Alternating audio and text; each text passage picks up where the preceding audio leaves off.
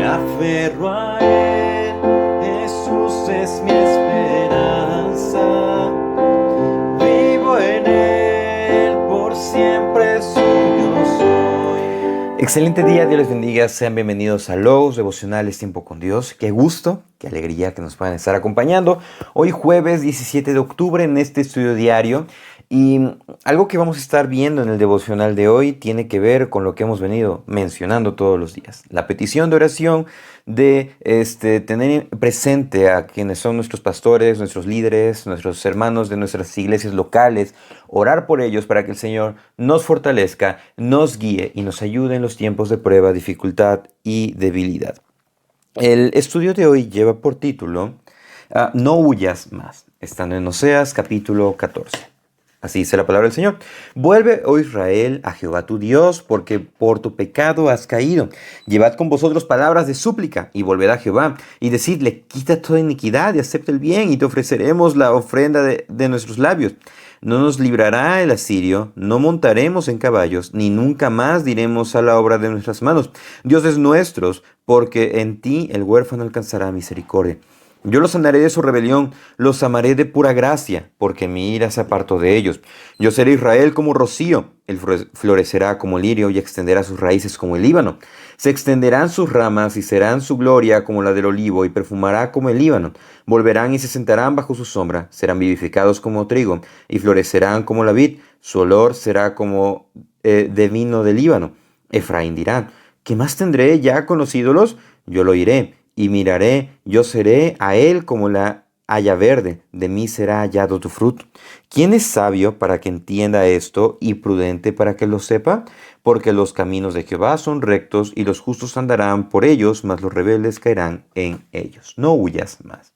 El día de hoy vamos a terminar lo que es el estudio de el libro de Oseas. Un libro muy interesante que nos plantea realmente la situación de cómo puede llegar el corazón de las personas que se alejan de Dios. Pero también nos muestra cómo es la misericordia de Dios obrando en cada uno de aquellos que alcanzan misericordia.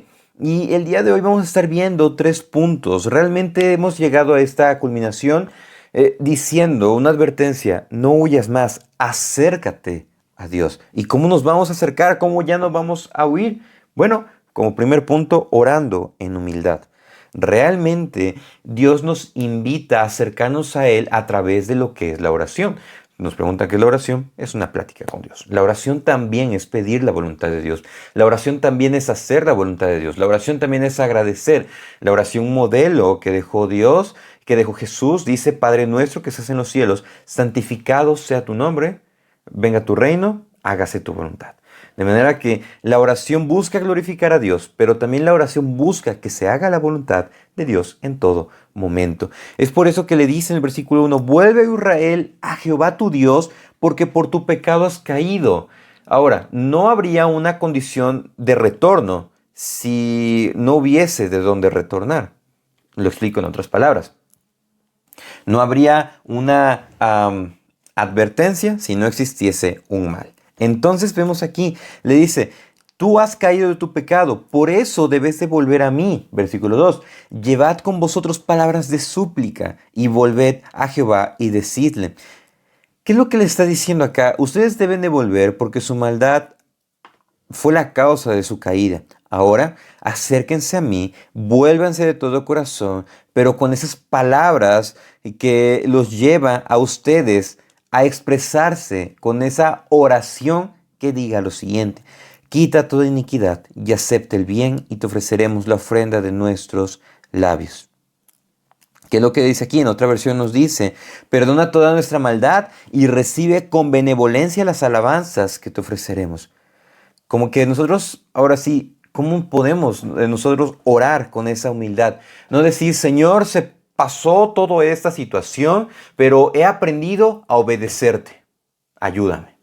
No, sino que podamos decirle: Señor, ha pasado esta situación, me he quedado sin trabajo, no puedo avanzar bien en la escuela, estoy pasando por esos problemas emocionales, estoy pasando por esos problemas en mi familia, en la congregación está pasando esta situación.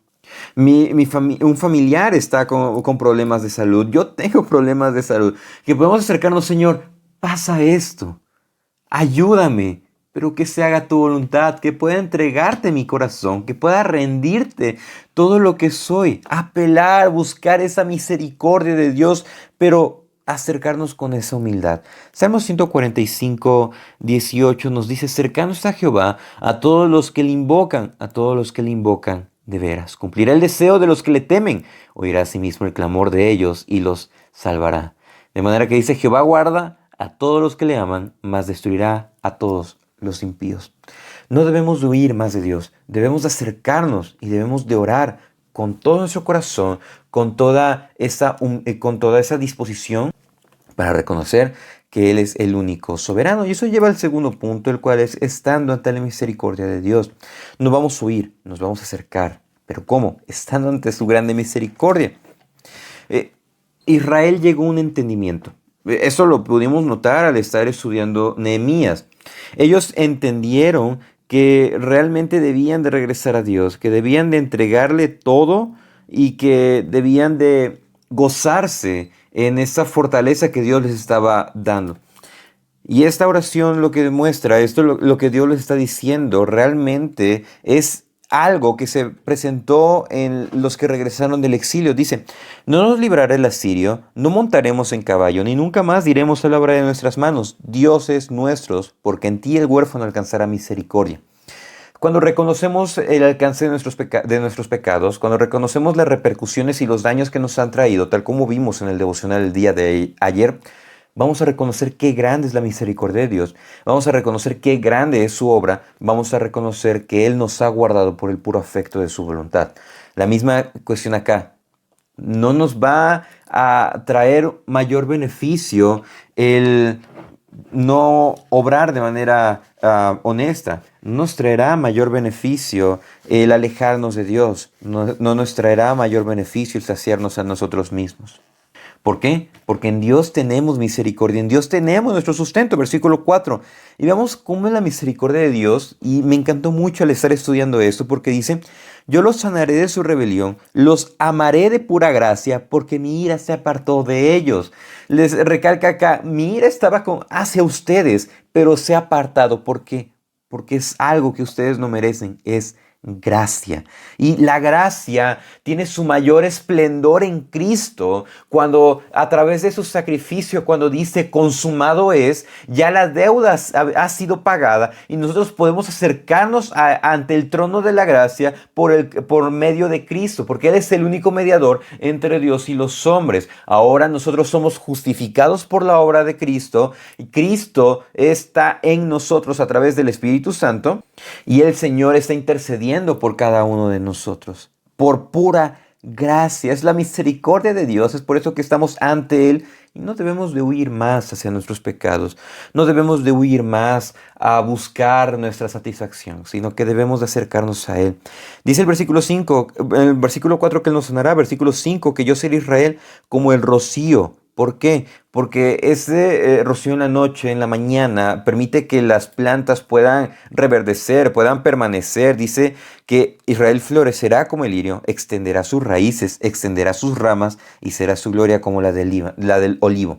De manera que nuestro sustento, todo está en Dios. ¿Pero por qué? Por la misericordia, por la gracia que recibimos a través de Jesucristo. Es algo muy hermoso, algo que debemos de reconocer. Y eso lleva al tercer punto, el cual es viviendo y entendiendo la integridad. No vamos a huir más, nos vamos a acercar orando con humildad, reconociendo que estamos ante la gracia y misericordia de Dios. Pero eso, ¿cómo nos va a ayudar? A que vivamos, a que transformemos nuestra forma de ser, viviendo y entendiendo lo que es la integridad. Algo íntegro se define como hecho de una sola pieza, o sea que no tiene secciones, que no tiene partes, sino que está conformado de la misma manera. Es por eso que el versículo 7 nos dice, volverán y se sentarán bajo su sombra, serán vivificados como trigo, florecerán como la vid, su olor será como el vino del Líbano. O sea, ellos van a ser restaurados en su totalidad. ¿Para qué? Ellos van a recibir misericordia. Y esa restauración postera que van a recibir, esa restauración que nosotros recibimos a través de Cristo, a través del Espíritu Santo, que nos libra de nuestros pecados, que nos libra de nuestra maldad, nos lleva a reconocer lo siguiente, que Dios es todo para nosotros. Cuando realmente nosotros entendemos el costo de nuestra salvación, el pecado empieza a perder valor y empezamos a odiarlo, empezamos a repudiarlo y buscamos huir. A pesar de que nos hayamos visto tentados, a pesar de que hayamos resbalado, buscamos consistentemente y firmemente huir. ¿Por qué? Porque no nos debe desafiar. Versículo 8 dice que Efraín dirá, o sea, Israel dirá, ¿qué más tendré ya con los ídolos? O sea, no tengo más, o sea, ¿qué importan los ídolos? Y dice, Dios lo oirá, lo mirará y será a él como la haya verde. Y será de él como aquel que encuentra fruto. De manera que nosotros debemos de entender que Cristo es nuestro sustento, que debemos de odiar a Él. Hay una frase parafraseándola que dice que si decimos que Jesús es nuestro mejor amigo, ¿por qué jugar con el pecado que lo mató a Él? Y termina con una exhortación, con un exordio, aquí el versículo 9, y pregunta, ¿quién es sabio para que entienda esto y prudente para que lo sepa? En otras palabras, que los sabios y prudentes entiendan este mensaje. ¿Por qué? Porque los sabios y los prudentes tendrán una acción y aquellos que no se van a identificar rápido. Dice, los caminos de Jehová son rectos y los justos andarán por ellos, mas los rebeldes caerán en ellos. ¿Cómo queremos ser? ¿Vivir de manera íntegra, de vivir de manera justa, vivir bajo los estándares de Dios? ¿O desviarnos y recibir toda clase de consecuencias, toda clase de repercusiones conforme a los actos que hayamos realizado? De manera que no debemos de huir más. Tenemos esa oportunidad. Hemos sido acercados a través del Evangelio. Y si te has escuchado este devocional, es por la misericordia de Dios, para reforzar tu fe, para conocer a Dios, para rendirte a Él, que puedas entregarle tu vida y que puedas decirle, Señor, puedas decirle en oración, Señor, te entrego lo que soy, me arrepiento de mis pecados y ayúdame a obedecerte y vivir en la verdad. Y que podamos persistir en esa verdad a la que hemos sido llamados. Muchísimas gracias por acompañarnos en el devocional del día de hoy. Agradecemos cada uno de sus comentarios. Vamos a estar contestándolo en la medida de lo posible.